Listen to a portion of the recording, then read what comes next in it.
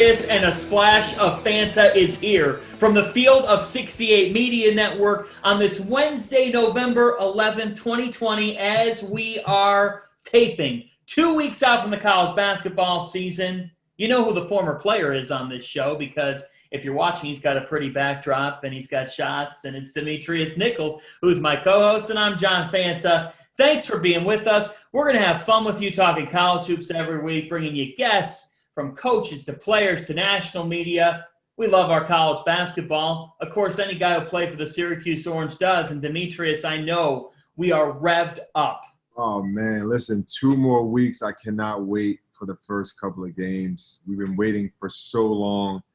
The college basketball season was cut short because of, obviously, COVID-19. But it's right around the corner, and we're ready to rock. And I'm pretty sure these young men in these uniforms are ready to rock, too. So get to know us, right? This is the introduction of why are you watching, listening to the show every week? Well, look, the star of the show, I mean, it's not here. You just again, to check out the – no. I'm the splash. You add me into the cocktail. But let's talk about the base here, and that is a former Syracuse Orange star in Demetris Nichols. Demetrius, you played for Jim Boeheim, which – has to lead to so many stories. How did Demetris Nichols back in 2003 get to Syracuse? That's a great question. You know, I started playing basketball very, very late. I started playing basketball when I was about 13 years old. So I had a lot of catching up to do. So I went to a boarding school, Rhode Island, called St. Andrews, coached by Michael Hart and John O'Shea. And I basically was just in the gym, man. It was mandatory that I would have to go to the gym every single morning at 5:15.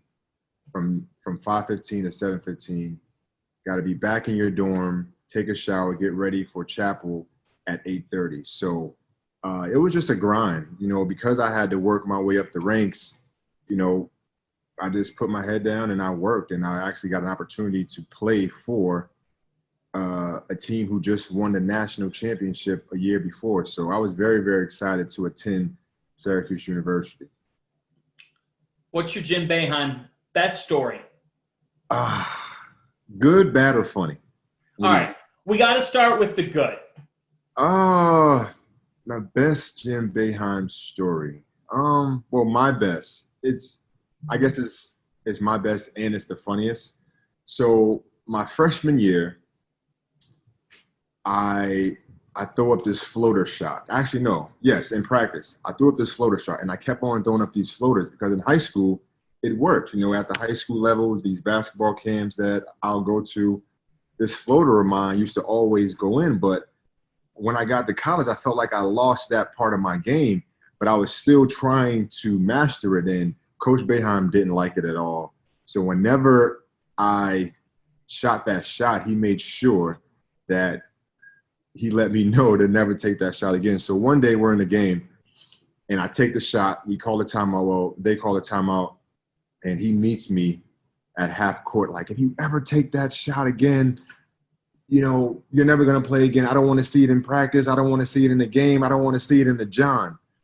And I'm like, the John? What is the John? Like, I never heard of something like that before. So I asked one of my trainers, Brad Pike, I'm like, Brad, like, what is the John? He was like, oh, that's the bathroom. And we all just started laughing. So that's one of my favorite Jim Boeheim stories, where he was trying to tell me to never take that shot again, not even in the bathroom. That's how bad he didn't like that shot. So that's my best and most funniest story of me and Coach Boeheim. All right, let's head to the other side. And what's the other Boeheim story, if there is such a thing? The dark. Oh, okay. Well, I would say my freshman year, our first game of the season, we have an exhibition game versus the Harlem Globetrotters. Like I said, my freshman year. And one of the things that gets Jim Boeheim fired up is level of competitiveness. He loves to compete, and he likes players who also compete on a basketball court. So he didn't think that I was competing enough. So like I said, we're playing against the Harlem Globetrotters. It's supposed to be fun. I thought he was supposed to, just hang out and just coast through the game and have fun. But at this Is particular, the Globetrotters music playing during the game? yes, yes, Dun, dun, dun, dun, dun, dun, dun, dun, dun, dun, dun. all that, Yeah, all it's that. fun. This is a It's fun game. fun. That's what I Yeah, thought. Jim Boeheim should be having fun. Until he called a timeout. Mind you, this is on ESPN national television. This is on ESPN. He meets me again at half court, and he just gives it to me. And that was the first time that he ever yelled at me on that stage. And I remember my family and friends calling me because the game was on national television. They called me after the game, like, "Yo, we just saw you on TV, but he was yelling at you." So it was that was one of my funniest and not so good moments with me and Coach Boeheim. But he's a great coach, man. He pushed me. He taught me so many things on and off the basketball court, and he actually got me prepared for the next level and making sure that I was ready mentally, but also physically. Who was the Big East team you just hated? Oh, Georgetown. Come on now. That's easy. It's the basis. It's, of course, but why did you hate them so much? Because, it's one thing to just be a rival, but when you actually meet them on the floor. Yeah, you know what? I didn't hate them, for one. I was a fan of Coach John Thompson. He's a great, great coach. But it's kind of like you come to Syracuse and you kind of just fall in line and you hear all these stories about the old Big East and how the Big East was started and how Coach John Thompson closed down Manley Fieldhouse on the last game. So there's a rival there between him and Coach Boeheim. So I kind of just got in line like, okay, well, who's our rival? Georgetown, UConn, maybe Pitt, St. John's. But Georgetown is that team where it's just something that it just comes out of everybody, either the players, the coaches, the fans. You can feel the tension in the arena when Georgetown comes to the building or when we go to DC and we play them down there. But Georgetown had to be our biggest rival. Who was the toughest mofo? That guy that you did not like playing in the Big East, somebody that could get under your skin, you could get under his, going back and forth with them. Under my skin? Nobody really got under my skin, but I would say when probably my first 2 years, we were playing UConn, and they were stacked. They had Ben Gordon. Ben Gordon was one of the best players in the country, and he was I think he gave us maybe 25 at halftime. It was just light. He wasn't even sweating. He was just, all right, well, I'm gonna beat y'all butt, and then we're gonna go back to UConn. But Ben Gordon was probably one of the toughest players that I had to face, and one of the best players that I've seen play in the Big East. Ben Gordon had to be one of the best players there. So I would say Ben Gordon. And he happened to be my neighbor back in New York City, where my wife is from. She's from Mount Vernon. And we actually lived right around the corner from each other. So we actually became friends, and we became teammates a couple of years down the line when we played for Chicago Bulls. So that was a good connect. I'll tell you one thing. He's one of the hardest workers.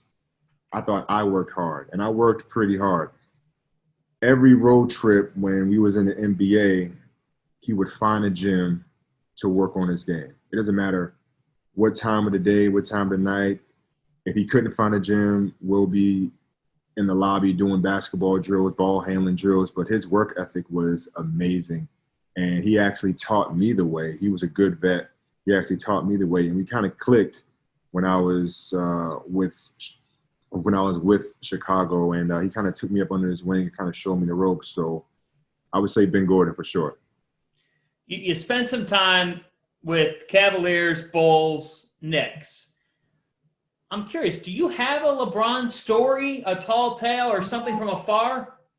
LeBron story, tall tale. I remember my first time but seeing LeBron. We were about, like I said, I just started playing basketball at 13. And what stood out to me at this basketball tournament, LeBron was the only guy that could put the ball between his legs in transition. It was like he was running full speed, and one of his favorite moves, I thought, just from looking at him and kind of studying him, because I kind of always try to study the best players on the court. that was his go-to. In transition, put the ball between his legs, kind of like what he does now. You know, like LeBron James is not gonna, break you down with 15 dribble moves. He's gonna do 1, 2, 3, 4 moves and go right by you, and using his strength to go right by you. And he was doing that in middle school and high school, and he was amazing. We also became teammates at the top 25 high school round ball classic. I think now it's called maybe the Jordan Classic or something like that. It's been a long time ago, but we was teammates there, and we also was teammates in Cleveland when I played for the Cavaliers. One thing that stood out to me is that he always offered to take me out to dinner with him and his guys. So on every road trip, I had to make sure that I was ready to go once he got off the bus, got into the hotel, because I knew that he was going to call me. We was going to go out and have dinner the night before the game, just chop it up and just, grab some food and just chill. So he was another guy that kind of took me under his wing, kind of showed me the ropes and what the NBA is all about. Who was a fun personality? Like who? Oh, LeBron. He was. I've never been around a player who is the funniest, the best player, the most athletic, talk the most trash. I've never seen somebody be surrounded or take care of a locker room, take care of a team the way he does. He's very, very humble in that way. And one of the things that stood out to me about him is he wants to be liked, he wants to be loved. And because he doesn't have any siblings, his friends, his colleagues, that's his family. And he makes it clear that wherever he plays, this is where I am, this is in my family. And he just brings everybody together. So if you don't jump on the bandwagon, you're always going to be, you're going to look like you're negative or stuff like that, because he's such a positive influence on everyone in the locker room or in the game, on the bus, in the airport, or on a charter, because they don't go through the airport. We go through the charter plane. So but he's great. He's great, man. He's great. Let's go back to your college days. All right. What's one of your favorite games that comes to mind that Syracuse fans, would say, that one is at the top of my list? It's a good question. I had a lot of great memories. One was we were playing against St. John's, and had about rivalry. Yeah, another rivalry. New York. Both schools claim they're New York's team. Yeah, exactly. So I had 37. I had my career high versus St. John's in the Dome. That was probably one of my best games. But my most memorable game was Georgetown in the Carrier Dome. We had so much at stake. Me and Jeff Green was battling for Player of the Year. We had to win as much games as possible to get into the tournament, and it was on senior day. Wow. So I had to give my teammates and the coaches everything I had, because I refused to leave the Carrier Dome, my last home game, losing, but not only losing, but losing to Georgetown. So we did everything in our power to make sure that we won that game. And they were number 3 in the country. So I was very, very happy that I can bow out gracefully in the Dome and, take my talent somewhere else. But we didn't lose to Georgetown. Did you go out that night? Oh, of course. Did I? Of course, man. We partied. Like I said, it was the last game. I had a bunch of family and friends up. And we just, we really, we celebrated. And I was more happy that we didn't lose, because I always felt bad for people, especially seniors. I watch TV, especially seniors who lose on senior day. It's like a bad taste in your mouth. Like, that's something you can't take away. You know what I'm saying? So I had to make sure that, we won that game. This rendition of the Big East is not the old Big East. Mm-hmm. I've covered the league closely, and you played in the league. And one thing that I think we're both can reflect on here is just the Big East tournament itself. Oh, I miss It's it. the week before the NCAA, and to everybody, the NCAA means everything. And it's always amazing to me, like when you would show up to the Garden, you're not there thinking about Selection Sunday. Why? Because the smell of the Garden, like the smell of, as soon as you walk off that bus, you go into that arena, you can smell. It's something about the Garden. You can ask anyone who ever played, performed in the Garden. It's something about the smell. I know for me, it just puts you in a different type of atmosphere. You know that you are around greatness. Greatness has been in this building on so many levels, and between the smell and seeing the pictures as you walk through the arena and smelling the popcorn, for me, it was like the biggest stage possible. Like, I didn't even care, what happened yesterday or what's going to happen tomorrow. I was worried about today and performing, because you're on the biggest stage, important people are watching, and it's going to be on TV. And like, it's the Big East. Like, it's the best conference tournament in the country, so it was like, it was everything for us. Everything for us. Did you ever think Calhoun and Boeheim might fist fight? A couple of times. Those are two competitive coaches who want to win not just every game, but every possession. They want to win every single possession and try to rip the heads off each other and make sure that they get the W at the end of the day. Great rivalry. I miss the old Big East. I wish it was back like it was a couple of years ago, where obviously, UConn's back, which is great for the Big East. I'm excited. Jim Boeheim wishes that he was back. I bet. Like, I think everybody in Syracuse would love to be part of that. It's just something about the Big East, You never knew if you was going to win or not, because every game was competitive. It didn't matter who you played. And now, especially now, if you look at the Seton Halls, the St. John's, all these teams are in different conferences. And Providence, all these teams are playing well. So just imagine if the Big East was the way it was back then, in this day and age, with these type of kids athletically. It's, I think it will be amazing. So that's on my wish list. Hopefully, by the time we get old and wise, Syracuse will be back in the Big East. We'll see. Well, you're a former player. As we kind of transition into looking ahead, which is what we'll be doing quite a bit on this show, talking the latest college basketball storylines. So we're 2 weeks out. We've already had a cancellation of a game, and that's Stetson in Miami. Earlier today, Stetson had a positive COVID test. Here we go. Just same old. We're seeing a lot of cancellations in college football. And I'm not a doom and gloom guy, and neither are you. But as a player, how do you think, in the mind of a player, what is going on right now when you're 2 weeks out? You haven't played against a team in 7 months. Just that whole dilemma. Yeah, I would say, if I knew the guys that I knew, or that had the same competitiveness that I had when I played in college, it's like, I am begging to play. I want to play. I need to play. This is part of the reason why you come to a university, is to get an education and play the game that you love.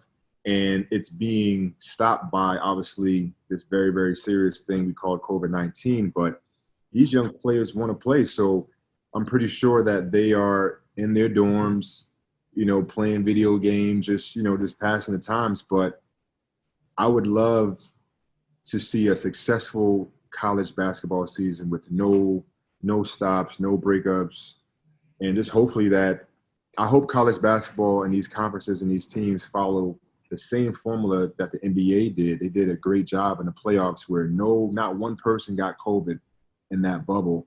Obviously, it's going to be hard for college teams to get in that bubble, but I hope that it's like smooth sailing, Well, here's the thing. There's going to be no smooth sailing, and there's no uniformity. You have a leader in Dan Gavitt who you can trust, and this sport can trust at the top. But I think it's vital, Demetrius. I think there's two things that are vital. Numero uno.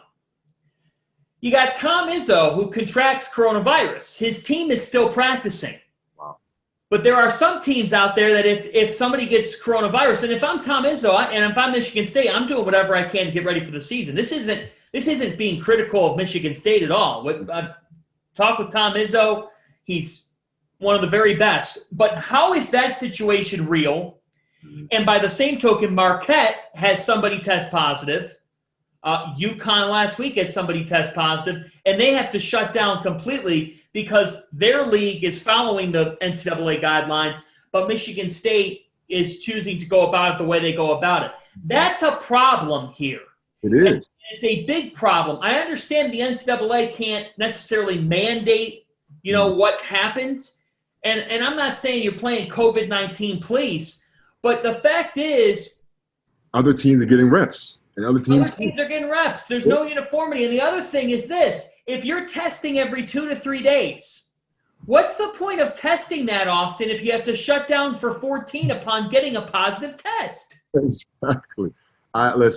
Listen, I can't call it. You can't call it. Obviously, Tom Izzo, I think the rules are totally different in the Midwest and in the South and the East and the West Coast. Obviously, different teams. Different conferences follow different protocols and rules. But you said it. Some teams are getting these reps, getting in shape, getting mentally and physically ready, while other teams have to wait and put themselves back on lockdown and just basically hope that they get a call and say, okay, hey, now you could practice again until somebody else gets COVID. So it's not fair. It's not fair. Obviously, like you said, we're not COVID police, but maybe the NCAA can get in there and try to create a fairness or a boundary where everybody has to abide by the same rules, because some teams are getting the advantage. But, that's how this life is sometimes. Which leads me to number 2, and that is bubbles are going to be necessary at some point in this college basketball season. Any way you slice it, it's going to become a reality, in my opinion, at least in some leagues. Yeah. And the fact that that's not really coming to fruition here leads me to believe that we're staring at the inevitable reality of scrambling, of last-minute planning, and of because come hell or high water, there's got to be a college basketball season. Come hell or high water, there has to be a college basketball season. No business can lose billions of dollars in back-to-back years. So for me, you're staring at the inevitable reality of having to bubble up at certain points. And the fact that we're 2 weeks out, and there's really not a concrete plan in place for that at any point,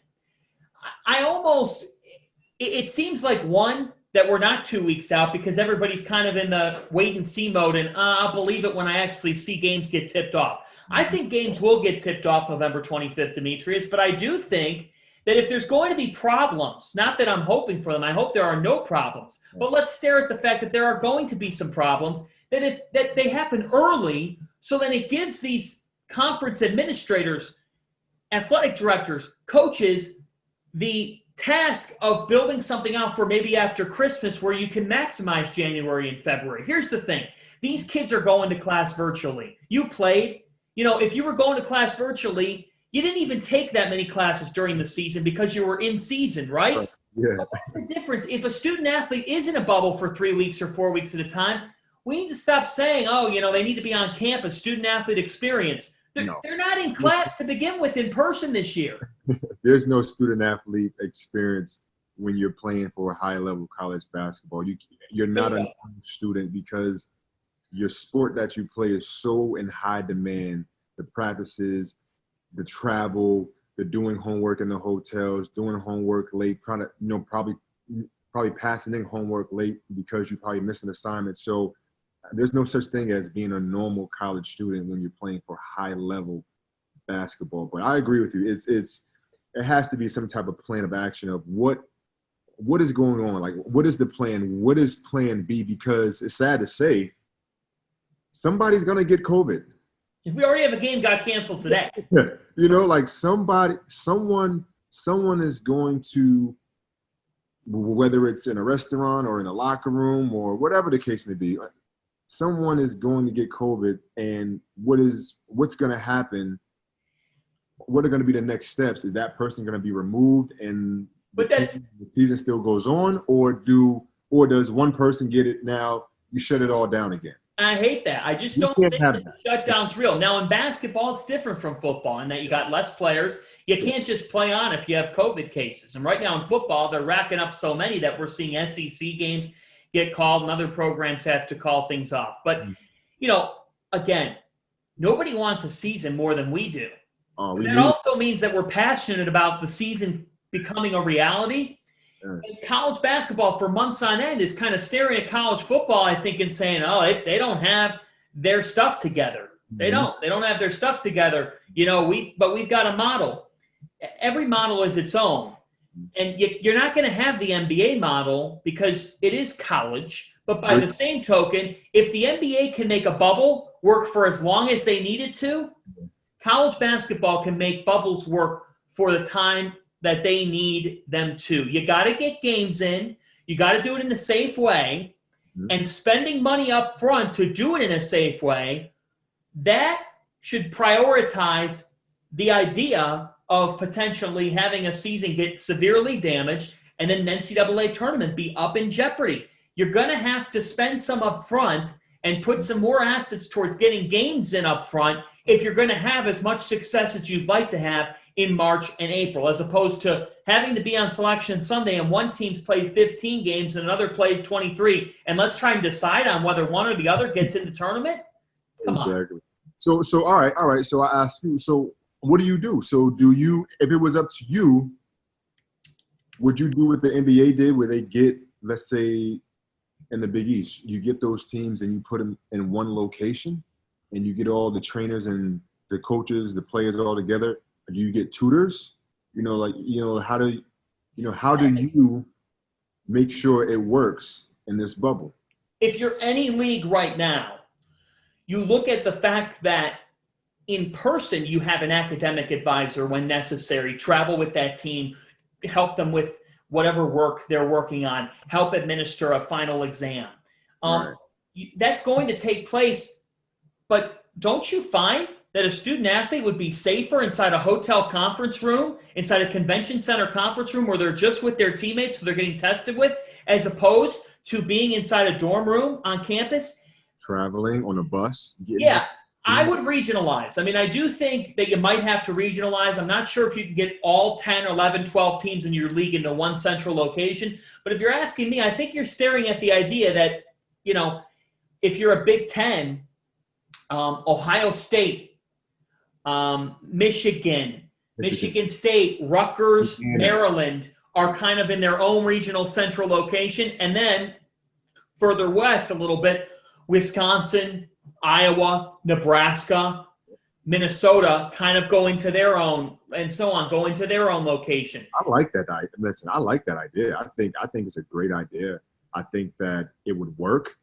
And, I think having these athletes in this bubble, they're not only going to be safe, but they're able to concentrate on the educational part, because now all you're doing is basically doing your work, practicing, going to sleep, eating in that rotation. So now I think academically, I know from experience, my daughter, she goes to a school in town and she goes to school maybe twice a week, and the rest of the week she's home. And last year her grades went from a B to an A just from being home and doing her work at home. So I think these athletes would benefit from being in this type of bubble, type of environment where they can focus not just athletically, but academically.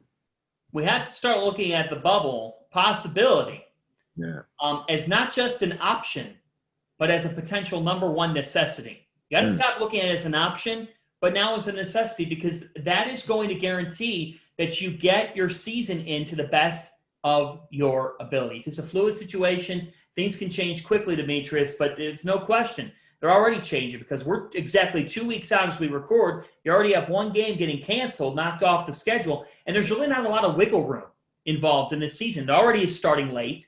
You got to get your conference games in. There's not a lot of wiggle room. 27's the max games you play. It's going to be interesting. I do think in college, like I'm curious to know from your standpoint before we move on and get into some of the storylines, like you didn't play back-to-backs in college unless you were in Feast Week or in the NCAA tournament or Big East tournament, rather. NCAA had a day gap. But I talked to a coach.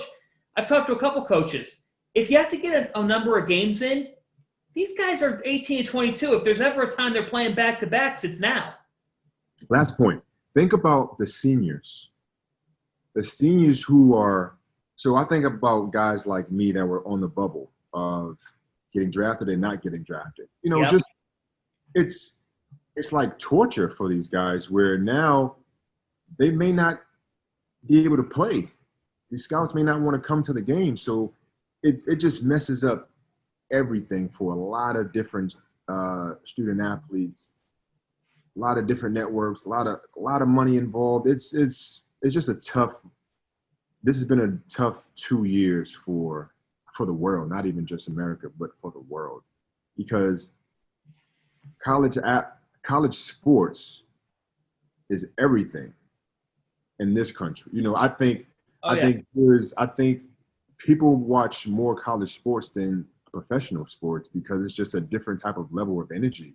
You know, you see young athletes striving to be great, to be a professional one day, and that's being taken away from them. So it's a tough situation. All right, let's transition into Nickel Dimers. And Nickel Dimers will be our segment of quick headlines, main storylines that we're focusing on, little breakdowns here and there within the sport of college basketball. So let's get into Nickel Dimers, and let's start with our overarching storyline, our headline heading into the season. My headline, it's the Big Ten's world, and we all live in it. 7 of the top 25 teams, the AP poll, D, are from the Big Ten. You've got Iowa, Wisconsin, Illinois, all in the top 10. You've got Michigan State. And then, just to add on a couple cherries on top of the sundae for this league, you get Ohio State, Rutgers, and Michigan. How about Rutgers? They haven't been ranked in a preseason poll, let's see, in 42 years. This league is stacked. They've got as many as 10 teams that could make the NCAA tournament. It is the Big Ten's world in college basketball. Definitely is. Like you said, starting with Iowa, it's, they're the big dogs on campus led by Luka Garza, and he's one of the best players, the best bigs in the country. National Player of the Year, average 24 and 10. And, they're playing great. Like I said, this is a league where they recruit big, they play big. And what I like about this league is everyone plays defense. Everyone could get stops. Anyone can lose a game. And I really think that Michigan is going to surprise a lot of teams in this conference, but not just in this conference, but in non-conference play too. This team is going to go really, really far. Here's the thing. You say everybody plays defense. But that's where I actually have a disagreement because Iowa has to show us that they can defend. They're ranked 5th in America, 5th in the country, but they were 12th in the Big Ten in defensive efficiency last year. 12th in that league. I agree. That's a flaw. And so Wisconsin, they defend the hell out of you. They play a style that's really not appeasing to watch. But that's why people do trust Wisconsin more than they trust Iowa. It's why people do trust Illinois because they see more of a capability to defend from Brad Underwood's team. They see the star power of Ayo Dosunmu and Kofi Cockburn coming back.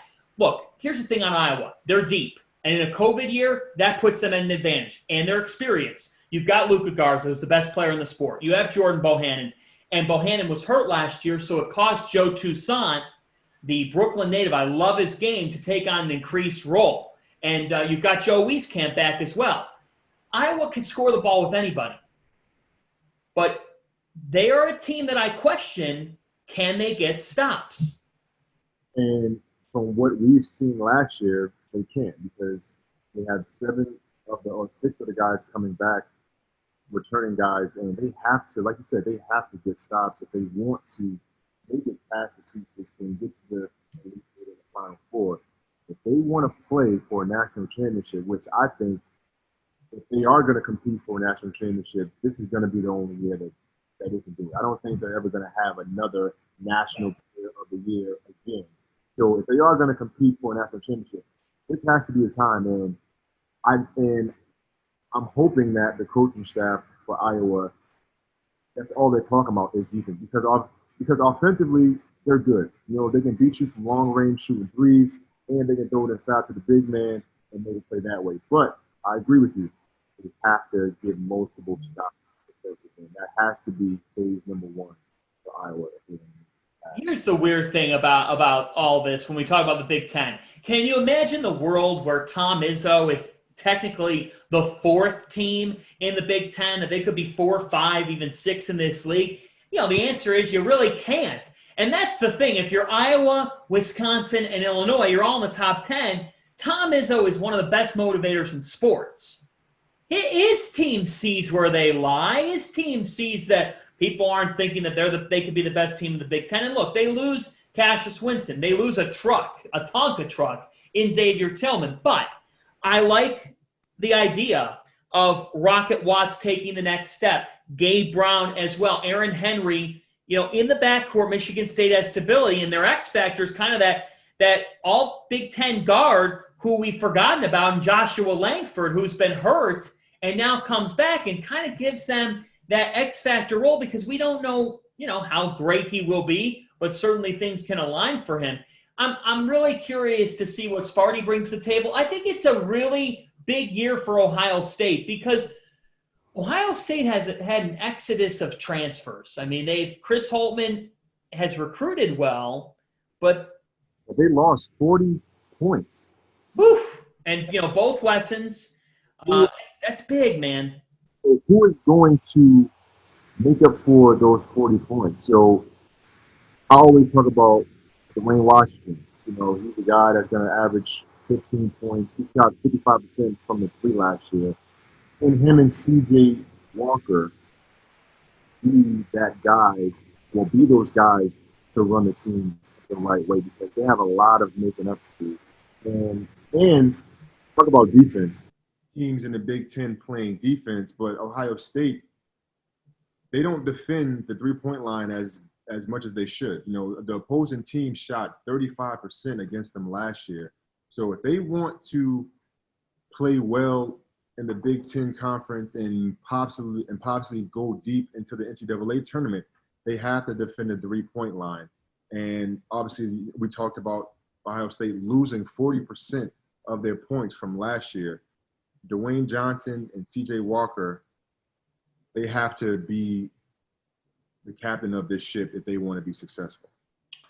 Yeah, I mean, losing Luther Muhammad is a big loss for the Buckeyes. I don't know if that's a top 25 team. I don't know if I'm as high on them as other people. I think they're kind of, they're towards the back end of the top 25. I'm just not sure. I would buy more stock in Rutgers or Michigan than I would buy stock in Ohio State. The AP voters disagreed with that. We'll see how it works out. Rutgers, they play defense. Maybe they don't have the offensive power like everybody else, but they're going to rebound. They're going to out-rebound you, and they're going to get stops and blocks. And when you could play defense, you always give yourself a chance to win every single night. So I see them really, really having another 20-win season in Rutgers. Yeah, the story that Steve Pikiell's put together is amazing. If you haven't seen the Scarlet Knights play in the last couple of years, this has just been an evolution of a program. It's one of the best, if not the best, coaching job in the sport, in the way Steve Pikiell's built this program. And I look at when he came in, this is the difference between some coaches. Steve Pikiell was going to recruit Geo Baker to Stony Brook. He takes the job at Rutgers. He says to Geo, come with me to Rutgers. There's a big, big difference between Stony Brook and Rutgers that upgrade to Big Ten level. Geo Baker's an all Big Ten first-team guy. He's going to be one of the best guards in America. He's on watch list. That is a classic example of a coach trusting in himself. Rutgers bet on him. It's been the best bet they could have made, and it's why the Scarlet Knights are back. and they're going to be a really interesting storyline in the sport for a fan base that's so hungry. I only wish that the rack could be filled with people because that place is a bitch to play inside. Really, it's tough to play there. When they were in the Big East and Syracuse was in the Big East, we hated to play in New Jersey because the crowd would be right on top of you, giving you everything that you can handle. And I don't even think they lost the game at home last year. Did they? I think they lost one or two. Once. Yeah. They were great. They use that as a weapon. Playing at home in New Jersey that is a weapon. And once they find a way to score consistently, they're going to be tough to mess with in this big conference. Tough to mess with for sure. They're going to be tough. Nickel Dimers, which of these three blue bloods do you trust the most? Duke, Kentucky, or Kansas? Because I'm a vet, because I am a lot older, I'm going with Kansas. If it wasn't for COVID, we would have seen Kansas probably in the finals, right? Yeah, but that was then. Oh, hold on. Give me a second. Even though they lost, Azubuike, which is one of the best defensive bigs in the country last year, they are still being replaced by a guy named Marcus Garrett, which is probably one of the best guards in the nation. He doesn't turn on the ball, and he runs the team. I think they have good returning solid players, starting with Bryce Thompson, which is a McDonald's All-American. So I'm always going to take the vets over the young group of guys. Kentucky's good. Kentucky's young. There's something about the checker shorts in transition. They are going to put on a show. But until they have young players stay past 2-3 years, they're never going to be in that championship conversation because they're just too young and guys leave too early. But they're competitive. All right, I'm disagreeing here. I'm taking the bet on John Calipari. I think in an unprecedented year, it only strengthens the idea that John Calipari can coach in this climate because you're going to have some returners for teams that haven't developed to the level that they thought they would develop, and coaches expect them to take a leap. You're not going to see that. So I don't mind on the idea that Kentucky is very likely to have an all-freshman starting backcourt. You bring in B.J. Boston and Terrence Clark, top 10 recruits, and I'm curious to see if they actually pan out. But I'm betting on Cal, not early, late. I trust him as the season evolves, and I love the fact that Olivier Sarr is immediately eligible. That is the calling card that I'll continue to use. That's always going to be my argument with Kentucky. They have a post presence who is one of the best in the ACC. Now he comes over to Kentucky. When you have that kind of big man on your team and you have a backcourt that's ultra talented, you just got to try to channel them all together. I am betting on the Wildcats. I'm going with Big Blue Nation. But can they take care of the ball when they play against veteran teams? Are they the right pass playing against veteran teams? They always recruit young. Like I said, there's nothing wrong with recruiting young and playing young. I'm all for it. But are they good enough to win a national championship? That's my question. Well, hey, big difference there because we asked which blue blood do you trust the most? We didn't ask which blue blood's going to win the national championship. And I guess you could say, well, the questions are one and the same. I don't think any of those three teams is hoisting a national championship trophy this March. I don't. Well, let's talk about trust. And if we're talking about trusting, I'm going with Mike, Jesse, and Duke because they're always going to play the right way. They're like a well-oiled machine. You have Wendell Moore, Matthew Hurt coming back, stepping into the leadership role. We'll see if they can step in.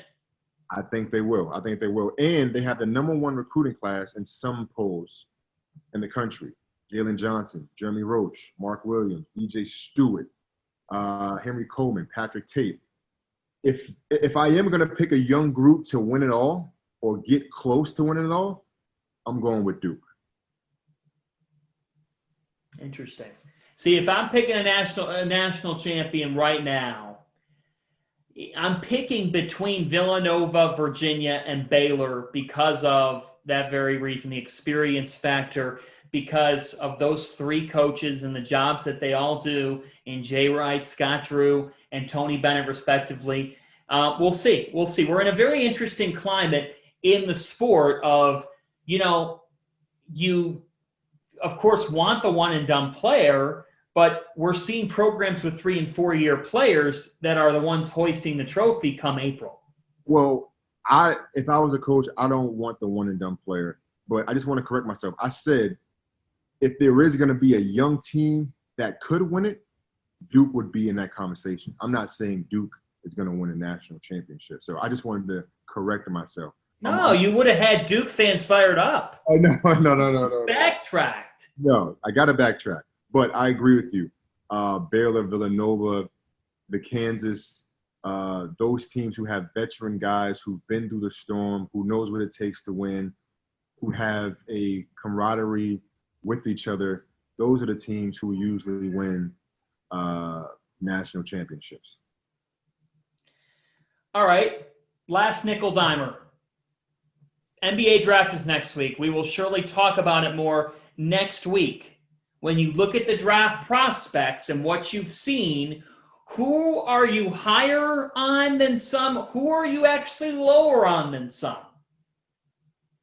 I'm lower on, so let's start with the lower. I'm lower on, this is going to be tough, LaMelo Ball, even though he's the number 1 draft pick projected. But I think the closer that we get to the NBA draft, I think his stock is falling. And I think that is happening because even though he played in Europe or played in a professional league for the past 2 years playing against men, but it wasn't the highest league of competition. It wasn't like he's playing in EuroLeague, which is the second best league in the world. So, but he is the 6'7" point guard that can play the 1, 2, and a 3. So can he be better than his brother? It's possible. Is he a superstar? Nah, I don't think he's ever going to be a superstar.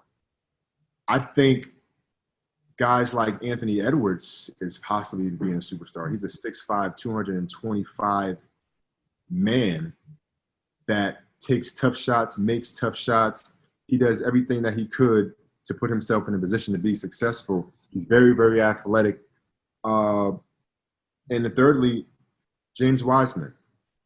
We didn't really see him play a lot last year because of the stuff that was going on in Memphis, but you can't teach 7-1, and he's athletic. He can run and jump, block shots. This is a guy that if he develops a jump shot, he can turn himself into a superstar if he can get that jump shot. But until he gets that jump shot, I can see him catching a lot of lobs, a lot of putback dunks, and being effective that way. Okay, I'm higher on than most Tyrese Halliburton. I think he's a talented enough player to be top 5, but he's kind of hovering 6, 7, 8.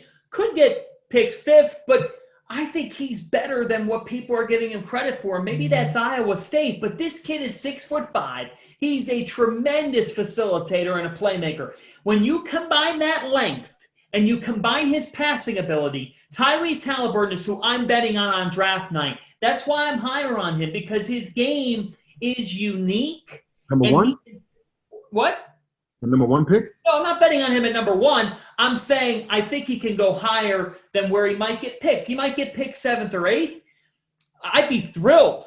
I mean, I'd be thrilled if I'm the Knicks. If somehow he fell to them, I'd be thrilled. Because I think the Knicks are picking a point guard. I think Killian Hayes, the Frenchman, is the one that likely could be a New York Knick, and New York Knicks fans go crazy. And I can hear the boos coming virtually because that's just how life is as a Knicks fan. They're in a state of hopelessness. Tyrese Halliburton is who I'm higher on than most. Who I'm lower on than most, I'm toying with this quite a bit, but I am lower on Obi Toppin. And that might surprise some people. I just don't know if everything translates to the NBA. And I might be talking about the NBA Rookie of the Year. I just don't know if everything is translating to great results in his first year in the NBA. I know that's a hot, scalding take, but and I know that this kid lit it up in college. I mean, look, just a tremendous, tremendous player. Watched him play Kansas full game, and if you watch the full game tape, you see how good he is. But I'm a little lower on Obi Toppin than everybody else might be. Obi Toppin he got better from the beginning of last year to the end. He took his team from being, okay, this team can be good, to a top 10 team in the nation. He can do anything. He can shoot it. He can go to the rack. He's athletic. He catches lobs, and he plays defense. I think he's a sleeper in this draft. I think he is a Amari Stoudemire type of player where he has that body frame where he can shoot the three, he can defend, and he has a shape where he's strong enough to defend guards. I really like. But then by your logic, why is this kid not being discussed to go number 1 or 2? Because there's more upside to Anthony Edwards and LaMelo Ball and James Wiseman? The NBA likes young. This is a young man's league. They like young.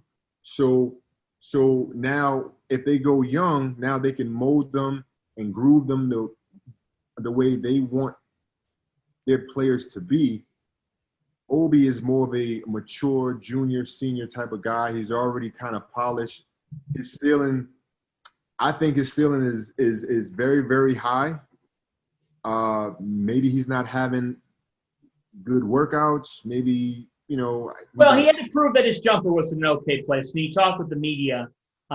He talked with the media on Wednesday, and he said it's in a good place, and he thinks he proved to teams that it's in a good place. He might very well pan out. That's my take. I'm just not as high on him as I am with others, and I like Halliburton. I'm buying stock with Tyrese. So here's my other sleeper that I like. I like Onyeka Okongwu. Yeah, Onyeka Okongwu, who I love. I'm all in on that kid. I actually like that kid's upside more than I think that kid could have a better career than James Wiseman. I agree.